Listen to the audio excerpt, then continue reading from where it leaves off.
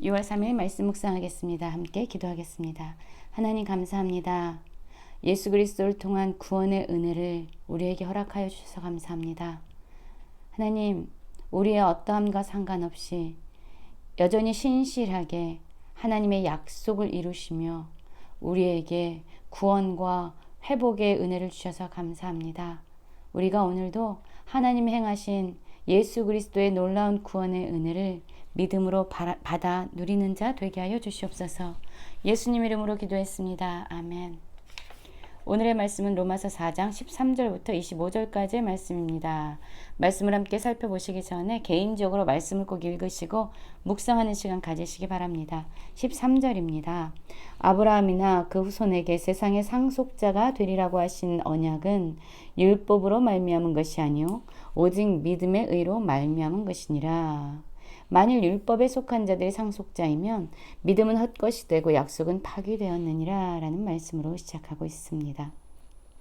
오늘 말씀을 보면 상속자라는 단어가 반복적으로 사용되고 있어요. 16절에도 상속자라고 말씀이 언급되어 있습니다. 여기서 이 상속자, 여러분 상속자는요, 기업을 물려받는 사람을 의미합니다. 그런데 특별히 여기서는 세상을 향해 선포된 하나님의 구원, 그리고 예수 그리스도를 통한 회복, 하나님의 다스림을 함께 누리는 자를 의미하고 있습니다. 아브라함이나 그 후손에게 하나님의 구원과 그분의 다스림을 함께 누리는 자가 되라고 하신 하나님의 언약, 그것은 사람들의 어떤 행위나 그들의 수고나 그들의 열심으로 말미암은 것은 아닙니다.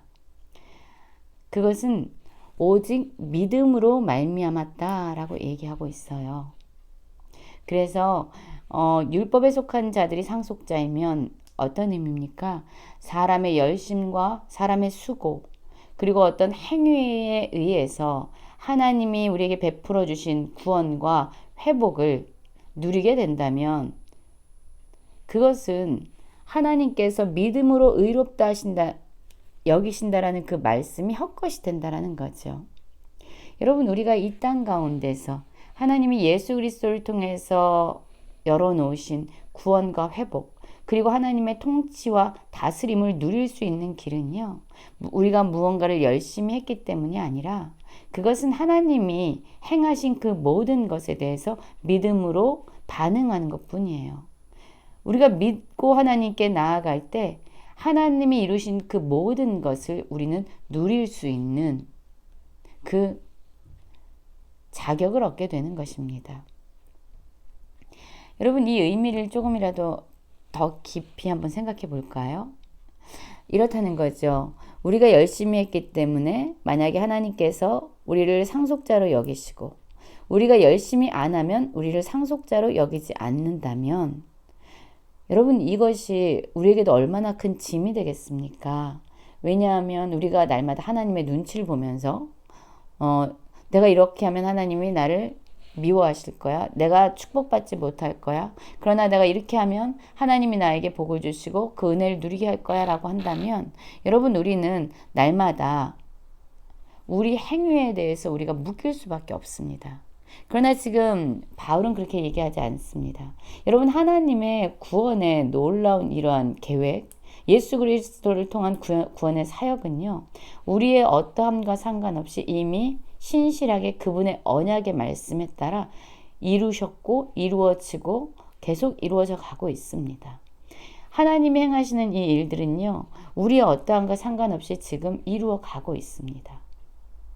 다만 하나님께서 이루시는 이 일들, 이루신 일을 우리가 믿음으로 그것을 받아들이면 우리는 그 모든 것을 누릴 수 있는 자격을 얻게 되는 거예요. 그러니까 하나님의 이러한 놀라운 구원과 회복과 그 통치에 함께 누릴 수 있는 힘은 우리의 행위에 달린 것이 아니라 그냥 하나님 행하신 일들을 믿음으로 받아들이면 된다는 거죠. 15절에서 보면은요, 율법은 진노를 이루게 하나니 율법이 없는 곳에는 범법도 없느니라.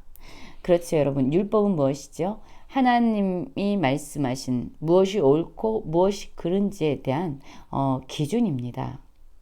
그런데 여러분 생각해 보십시오. 하나님께서 이러한 율법을 주지 않는다면 무엇이 옳고 무엇이 그른지 그렇게 우리에게 기준을 제시해 주지 않는다면 여러분 우리는 무엇이 옳고 무엇이 그른 것인지를 알지 못하기 때문에 무엇이 죄악이고 무엇이 아닌지도 깨닫지 못하게 됩니다.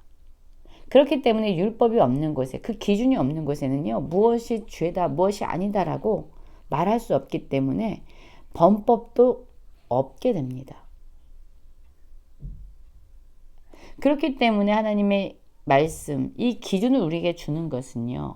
무엇이 악이기 때문에 하나님의 진노가 어디에 일어나는 것인지 분명히 우리에게 알게 해주지요. 그래서 율법이 있기 때문에 우리는 죄가 무엇인지 깨닫게 되고 그 죄에 대한 대가가 무엇인지도 알게 되는 거예요. 그러므로 상속자가 되는 그것이 은혜에 속하기 위하여 믿음으로 되나니 이는 그 약속을 모든 후손에게 굳게 하려 하심이라. 율법에 속한 자에게뿐만 아니라 아브라함의 믿음에 속한 자에게도 그러하니 아브라함은 우리 모든 사람의 조상이라. 여러분 그렇습니다. 하나님이 약속하신 그 구원의 모든 것들, 하나님의 구원은요, 하나님의 약속은요, 우리의 어떠함과 상관없이 우리의 수고나 우리의 어떤 행위와 상관없이 이루고 또 이루어졌습니다. 그것은 우리가 무엇을 했기 때문에 아니에요. 하나님의 신실함이 그 모든 것을 이루고 계시고요. 우리는 그것을 믿고 받아들이면 그 모든 은혜를 누리는 존재가 됩니다. 그런데 사실 우리의 믿음도 우리의 열심으로 생기는 것이 아니라 하나님의 신실하심 가운데 우리에게 주어지는 거예요. 우리가 믿을 수 있도록 하나님은 예수 그리스도를 십자가에 달려 죽게 하심으로 우리를 향한 사랑을 확증하셨어요. 끊임없이 우리를 향한 사랑을 말씀해 주셨습니다. 그리고 예수 그리스도의 그 사역을 통해서 하나님의 은혜가 얼마나 큰지 우리에게 끊임없이 말씀해 주셨습니다. 믿음은 들음에서 나고 그 들음은 그리스도의 말씀이라고 로마서 10장에 나오는데요. 그렇습니다. 우리의 믿음도 이렇게 생겨나는 것은요. 하나님 행하신 일들에 대해서 우리에게 끊임없이 말씀하시고 듣게 하시고 보게 하시기 때문이죠. 기록된 바 이제 아브라함에 대해서 좀 더 자세하게 그의 믿음이 어떠한 믿음이었는지에 대해서 말씀해 줍니다. 기록된 바 내가 너를 많은 민족의 조상으로 세웠다 하심과 같으니 그가 믿은 바 하나님은 죽은 자를 살리시며 없는 것을 있는 것으로 부르시는 이시니라.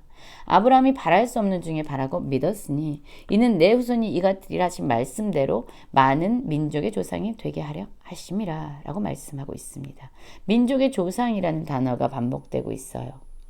그리고 또 믿었으니 믿음이라는 단어가 또한 계속 반복되고 있죠. 믿은 바 믿었으니 그렇습니다. 여러분 아브라함은요 사실 나이가 많았고요. 그의 아내 사라는 아이를 잉태할 수 없는 그런 상황 가운데 있었어요.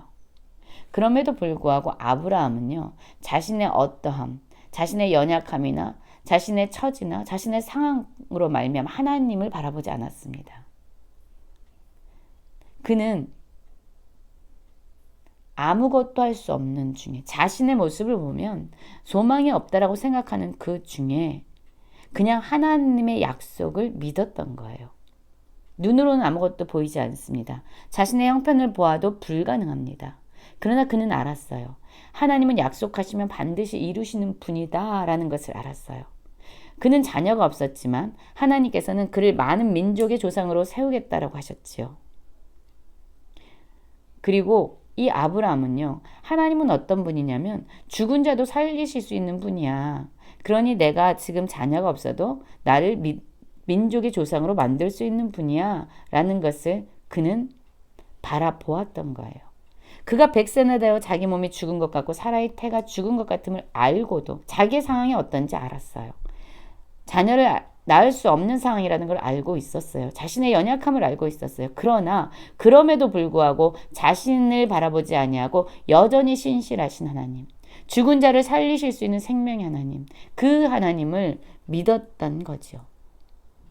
그리고 그는 그 믿음으로 말미암아 어떻게 됩니까?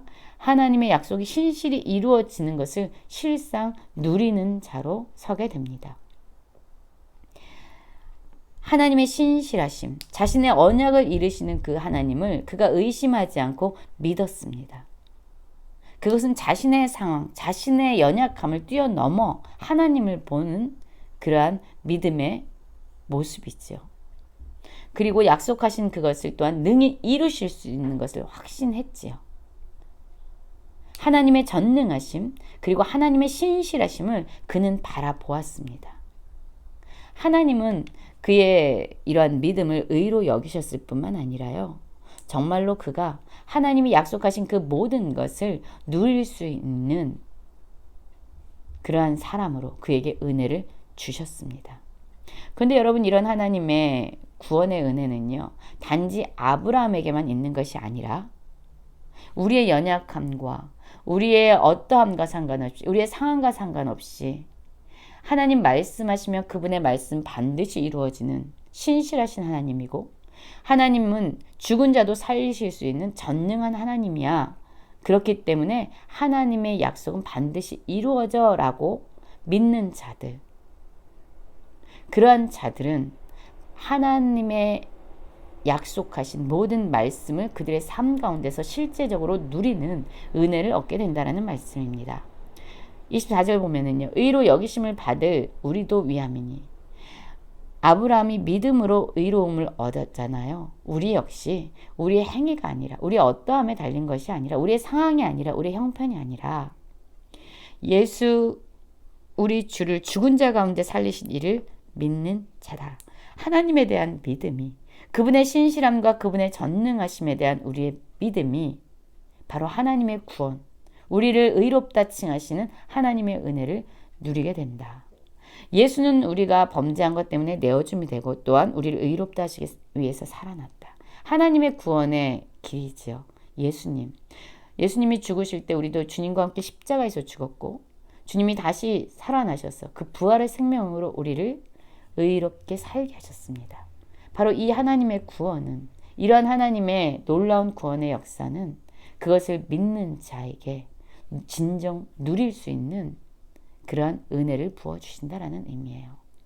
우리 어떠함과 상관없이 여전히 신실하시고 여전히 전능하신 하나님의 약속을 믿음으로 바라보고, 또한 하나님의 모든 약속을 우리의 삶 가운데서 누리는 상속자로서의 삶을 살아가는 모든 성도님들 되시길 간절히 기도합니다.